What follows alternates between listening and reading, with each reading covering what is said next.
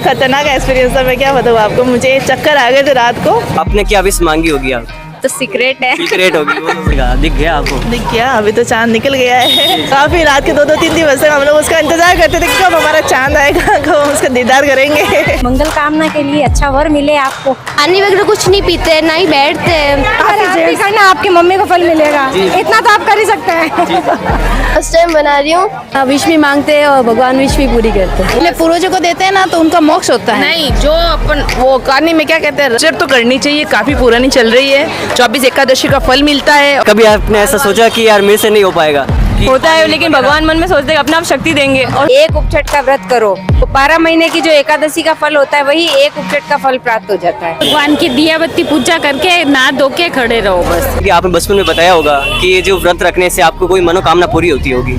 हाँ, बताया है कि ना व्रत रखने से मनोकामना पूरी होती है, इसलिए तो ये सब व्रत रखती है। जो छोटी होती है जिनको पता नहीं होता है वो। ऐसी मान्यता है कि अच्छे पति की कामना करते हैं तो जो अविवाहित लड़कियां होती है तो वो करती है, ये व्रत रखती है ताकि उनको एक अच्छा भविष्य सोच सके, आगे का फ्यूचर अच्छा हो सके। तो इसलिए आपको यही सिखाया गया जब बचपन में थे आप? हाँ, यही सिखाया गया है कि अच्छा वर मिलेगा इसलिए, और विश पूरी होगी इसलिए व्रत करते हैं। क्या विश मांगी होगी आप? वो तो सीक्रेट है। सीक्रेट होगी वो तो बताया नहीं जा सकता। और आपने कितने सालों से कर रहे हैं छठ पूजा? 5-6 ईयर्स हो गए होंगे। वो लड़कियां जो अविवाहित है, मतलब उसकी शादी नहीं हुई होती, उनके व्रत रखने का क्या कारण होता है एक्चुअली? यही कि उनको अच्छा वर मिल जाए जी जी। बस, और तो क्या है। अब जो छोटी उम्र के 10 साल के बच्चे, उनको क्या बताया जाता है कि आपके व्रत ये रखने से आपको ये मिलता है? बस उनका यही बताया जाता है कि आपकी मंगल कामना के लिए अच्छा वर मिले आपको। लड़कियाँ करती है नहीं, चंद्रमा देख कर ना व्रत खोलते हैं, फिर शाम के टाइम है ना खड़े हो जाते हैं, फिर है ना पानी वगैरह कुछ नहीं पीते, ना ही बैठते हैं। लड़कियाँ तभी सुनते हैं। कथा भी सुनते हैं। हाँ, और ये पांचम को भी होती है, छठ को भी होती है। इसके पीछे आपको मान्यता पता है क्या? नहीं, ऐसा कुछ नहीं। इतना नहीं पता, लेकिन आपको ये पता है कि यहाँ पानी नहीं पीते हैं, ये करते हैं, हाँ, मम्मी बोलते हैं ऐसे। है ना? कुछ होता है कि आशीर्वाद मिलता है, हम जिससे प्रे करते हैं। मैं 10 साल की थी तब से ये प्रे कर रही जी। हूँ और उपछठ मना रही हूँ। और इसमें मान्यता है कि शिव जी ने पार्वती जी से और विष्णु पिता ने युधिष्ठिर से ये बात कही थी कि महिलाओं के लिए ऐसा कौन सा व्रत होना चाहिए जिसमें उनको बहुत ज़्यादा पुण्य मिले, आगे उनके लाइफ में मतलब कोई प्रॉब्लम ना हो और यमदूतों का कोई उन पर इफेक्ट ना हो। तो इसलिए ये व्रत होता है। इसमें यह है कि आपको पूरे दिन का खड़ा रहना होता है, मतलब पूरे दिन क्या, शाम के टाइम आपको खड़ा होना पड़ता है और पूरे दिन आपका व्रत रहता है जिसमें आप बिना नमक के और बिना चावल, ऐसा कोई बिना अन्न खाए आपको पूरा दिन रहना पड़ता है, ऐसा होता है। जब आपने फर्स्ट बार एक्सपीरियंस किया था, जब आपने छठ फर्स्ट बार रखा होगा, तो आपने क्या तकलीफें सही थी कि हाँ फर्स्ट टाइम तो बहुत खतरनाक होता है क्योंकि आप बच्चे हो, फिर ऊपर से आप बिना कुछ खाए पिए, उसमें बिना पानी होता है, आप पानी भी नहीं पी सकते फर्स्ट टाइम, तो इतना होता है। फिर उसमें हम लोग बिना इतना खतरनाक एक्सपीरियंस था, मैं क्या बताऊँ आपको, मुझे चक्कर आ गए थे रात को बिना चांद देखे, क्योंकि बहुत लेट आता है इसमें चांद। चक्कर आ गए थे। तो कभी ऐसा हुआ कि बादल बहुत छाए हुए हैं और एक कहीं ऐसा साल था कि बहुत खड़े रहे रात भर? काफी रात के 2-3 दिवस से हम लोग उसका इंतजार करते थे कि कब हमारा चांद आएगा, कब हम उसका दीदार करेंगे। तो एक कौन सी आपकी अंदर से एक शक्ति थी जो आपको ये मजबूत कर रही थी? शायद वो उपछठ माता थी हमारी, जी। जो हमको इतनी ताकत देती है। पता नहीं क्या महिलाओं में हमारा ऐसा होता है कि हम किसी व्रत को अपने दिल से करें तो उसमें ताकत अपना भगवान देता है, वो बहुत ज़्यादा हमारे जैसा कि आप करते हैं, अगर ये पुरुष करने लग गए तो आपको क्या पता पहले ही में क्या नीचे गिर जाएंगे शायद चक्कर खा के। पुरुष करते हैं, पुरुष करवा चौथ का व्रत कर सकता है, वो अपनी बीवी के लिए कर सकता है, बाकी पूरे दिन तो मेरा हस्बैंड भी नहीं कर सकता, वो उसको भी कुछ ना कुछ खाने को चाहिए, इतनी महिला वुमन पावर होती है। और नमक भी नहीं चलता है? नमक भी नहीं चलता। अभी हम लोगों ने भी कुछ नहीं खाया है सुबह से, सिर्फ फलहार ले सकते हो क्योंकि आप फर्स्ट टाइम जब आप कर रहे हो तो उसमें बिना नमक बिना पानी कुछ भी नहीं खाना होता, लेकिन आपको जमना होता है जिसमें 6 सत्तू बनाते हैं, एक क्या साख्या जी का होता है और 6 जो उपछठ करती है उनके लिए होता है, तो वो देते हैं। फिर उसके बाद आप एक दिन और छोड़ना पड़ता है, 1 साल, उसके बाद आप ये कंटिन्यू करो तो उसमें आप फलाहार ले सकते हो, पानी पी सकते हो पूरे दिन। ये नहीं हुई होती है कि पति जो है अच्छा मिले? 16 सोमवार रखो फिर आप पति अच्छा चाहिए तो, बाकी ये तो आपके पुण्य पे है। पुण्य। ये आपका पुण्य है जो आपको आगे आने वाली विपदाओं से बचाता है। सारे व्रत जिसमें परिवार की कामना होती है, ऐसा कोई व्रत नहीं है जिसमें नहीं होता है।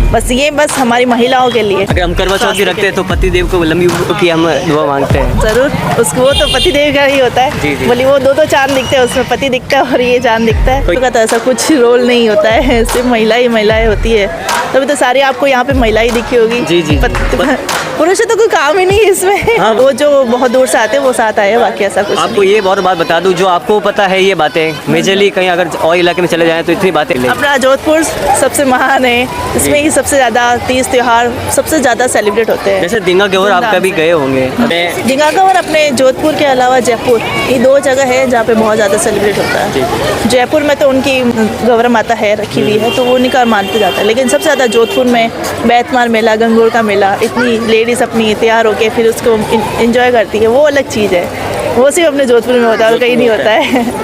शहर के अलावा बाहर का नहीं है, ओनली जो सिटी लोग हैं वो ही। बट हमारे शहर के जो लोग हैं वो इस परंपरा को चलाए जा रहे हैं और वो चलती जा रही है, वरना अब तक तो लुप्त हो जाती पूरी। क्या है कि आप अभी खड़े हो हाँ। और आप जैसे चांद दिखेगा, दिख गया आपको? दिख गया, अभी तो चांद निकल गया है।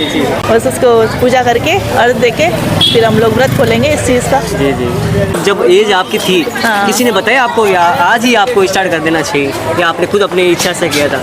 नहीं, अपनी इच्छा से किया वो सब कुछ। तो बाकी तो माताएं होती है जो बताती है कि हाँ ये अब करो, ये अच्छा रहता है। आप बाकी छोटे से बच्चे होते तब से स्टार्ट करवाती है सब। बाकी तीज हो या कोई और भी फेस्टिवल वो नहीं होता, सिर्फ ये उपछट होती है जिसमें बच्चे भी करते हैं, इतने छोटे छोटे बच्चे तक करते हैं। अपनों का साथ, अपनों का परिवार साथ रहे, बस और कुछ नहीं चाहिए। शाम के टाइम में खड़ा रहना होता है, स्नान करने के बाद में खड़ा रहना पड़ता है, बैठना नहीं पड़ता है, कुछ खाना नहीं पड़ता है, पानी नहीं पीना पड़ता है। दादी ने रखवाई थी, बहुत छोटी थी तब तो ना, कब से मैं कर रही हूँ, 10-15 साल हो गए। और ना ये तो इसलिए करते हैं कि ना जैसे बच्चों को खुशी मिले और भगवान के प्रति प्रेम भी बढ़े, कि पता चले कि क्या प्रथा है, क्या चल रहा है। मतलब सब लोग सोशल लाइफ में इतना बिजी हो रहे हैं कि भगवान को मानते भी नहीं है ऐसे ढंग से, मतलब मंदिर भी नहीं जाते हैं, बस फोन लेके बैठे रहते हैं। भगवान के प्रति सबका रुझान बढ़े, अच्छा वर और अच्छा घर, इसके लिए ना व्रत रखते हैं। तो कोई बात नहीं, मतलब हम रखते भी खुशी खुशी, और अर्घ देने के बाद पानी पीते हैं और ना विश भी मांगते हैं और भगवान विश भी पूरी करते हैं। उपचट तो करनी चाहिए, काफ़ी पुरानी चल रही है। 24 एकादशी का फल मिलता है और जो रजो धर्म में लेडीज़ हाथ लगाती है उसकी भी माफ़ी मिलती है, इसलिए उपचट तो करनी चाहिए, सबको करनी चाहिए। और उपचट एक ऐसा व्रत है जो अपना आधा माँ बाप को मिलता है। जैसे मैंने उपचट की है तो आधा फल मेरे पिता और मेरी माता को मिलेगा, और तीज करते हैं तो उसका फल पति को मिलता है। उपचट का फल है जो माता पिता को मिलता है, इसलिए उपचट तो सबको करनी चाहिए। उपचट जेंट्स भी कर सकते हैं अपने माता पिता के अच्छे कर्म के लिए, उनके अच्छे आशीर्वाद के लिए। हाँ, उपचट जेंट्स भी करते हैं, ऐसा नहीं लड़के भी करते हैं उपचट।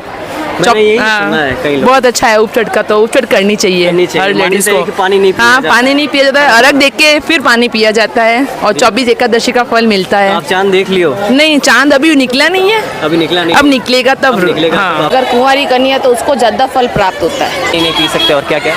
नहीं, पानी नहीं पी सकता अपन, और साथ झूले खाने जरूरी होते हैं जब व्रत करते हैं तब।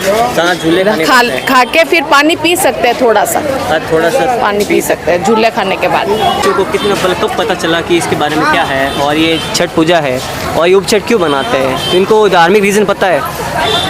इनका धार्मिक रीजन तो यही है कि जो अपन जैसा कर्म करते हैं उस हिसाब से अपन अच्छी योनि में जाते हैं। बस अगर कोई पाप किया होता तो ये छठ का व्रत करने से वो सारे पाप नष्ट हो जाए। नहीं, फिर सत्तू ही खाते हैं, नमक नहीं खाएंगे ना, तो ऐसा पूरे साल की जो 24 इयर्स होती है उसका फल होता है आज छठ के दिन। अच्छा, पूरा फल एक दिन? हाँ, एक दिन में मिलता है छठ का व्रत करने से। अच्छा। सबसे अच्छी, और जो भी अपन पाप करते हैं उसका इससे अपने पूर्वजों का, पितरों का मोक्ष होता है। इस दिन जो भी व्रत करते हैं ना उसको करने का पुण्य अपने पूर्वजों को देते हैं ना, तो उनका मोक्ष होता है। नहीं, जो अपन वो कहानी में क्या कहते हैं, रजस्वला स्त्री जब वो खाना खिला देती है, भूल बना के खिला देती है, तब वो मतलब वो पाप हो जाता है। तब उस दिन छठ के दिन व्रत करते हैं, तब उसकी मुक्ति होती है, वो चंडाल योनि में चली जाती है। ऐसे भी हाँ, ज़्यादातर यहीं पे होता है। तभी आपसे मैं पूछने के लिए आया कि लोगों को पता नहीं होता, कि नॉलेज भी नहीं होती, और लोग नेट पर सर्च करते हैं कि छठ पूजा क्या होती है। कुछ नहीं पता है, क्या होती है? कुछ नहीं पता है, स्टूडेंट नहीं समझते बिल्कुल भी। आपको कितना पता है? आपके बच्चों को कब पता चला कि धार्मिक महत्व इतना है? ये जब इतनी थी। बचपन से करते आ रहे हैं। अच्छे होते हैं ना तब करवाते हैं उपचट। क्या कभी आपने ऐसा सोचा कि यार मेरे से नहीं हो पाएगा? होता है, लेकिन भगवान मन में सोचते हैं अपने आप शक्ति देंगे, और होता है बकायदा। भगवान शक्ति देते हैं हमें करने की, खड़े होने की। जी, एक बार जब आप ये करते हैं, कोशिश करते हैं कि हाँ भगवान खुद साथ के साथ खड़े रहते हैं। बिल्कुल, भगवान देते हैं। अगर श्रद्धा आप लेकर चलते रहते हो तो आप सच्ची हार्ट से करते हैं, सब प्योर सोल है हमारे।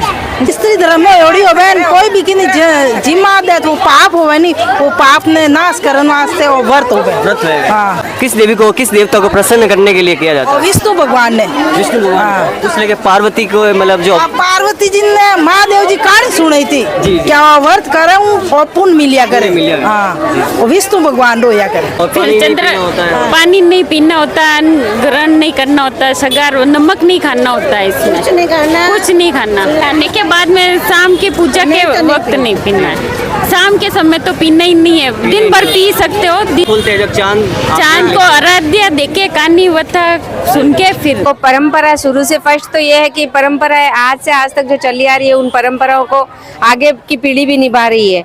दूसरा कारण ये है कि दूसरी मान्यता माने तो जो पुराणों के अनुसार ये कहानी जुड़ी हुई है, उस कहानी में ये होता है कि जो नारी रजस्वला धर्म में होती है और वो नारी पति ने श्राद्ध कर्म, अपने पिता के श्राद्ध कर्म के लिए ब्राह्मणों को आमंत्रित किया होता है। ब्राह्मण भोजन करने के लिए आते हैं, तो उस समय उनके भोजन के लिए जैसे ही उनको भोजन पुरस्ना होता है, उस समय उनकी पत्नी रजो धर्म में आ जाती है। तो वो सोचती है कि अब इतने सारे ब्राह्मणों को तो मैंने आमंत्रित कर रखा है, और अगर इनको भोजन नहीं कराएंगे तो इनका शाप हमें लग जाएगा। तो इसी कारण से वो क्या करती है कि उन ब्राह्मणों को भोजन करा देती है। रजो धर्म के कारण जब उसकी मृत्यु होती है ब्राह्मणी की, तो उस समय वो एक चांडालिनी का जन्म होता है उसका। और चांडालिनी के जन्म में जब उसको सब वो पिछले जन्म की सारी याद होती है, और अपना उसको वो याद होता है पूर्व जन्म के मेरा घर कहाँ था, क्या था। उसी घर के कारण जब वो वहाँ जाती है वापस, वो पुत्र है अपने माता पिता का श्राद्ध कर्म कर रहा होता है, जो भाग रखा हुआ होता है, तो वो चांडालिनी के रूप में जाके वो भाग ग्रहण करती है। उसका पुत्र है आर के और भगा देता है कि तुमने मेरा जो माँ का श्राद्ध कर्म कर रहा था और वो आपने सारा झूठा कर दिया।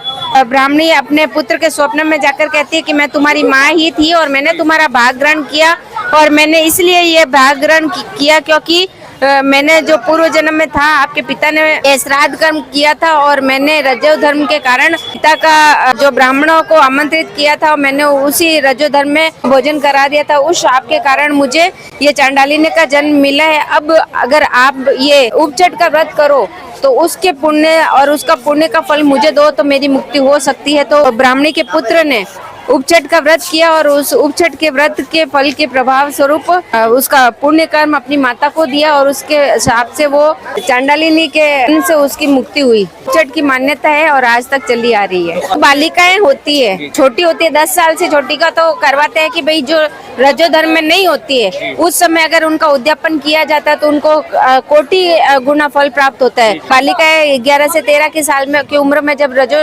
धर्म आ जाता है, उस कंडीशन में अगर वो करती है, क्योंकि वो ना समझ होती है, वो भी इधर उधर हाथ लगा देती है, तो उसका दोष नहीं लगे, इसी कारण से उनको भी ये उपचट का व्रत उनको भी रखनी चाहिए। उनको भी रखने चाहिए। 11 का फल मिलता है, गौदान का फल मिलता है, तो वो क्या एक मान्यता है। आज तो पंचम है, पंचम है, लेकिन सभी मान्यता अभी छठ का 12 बजे जो चांद उगता है तो छठ का हमारे साथ में आ जाता है चांद।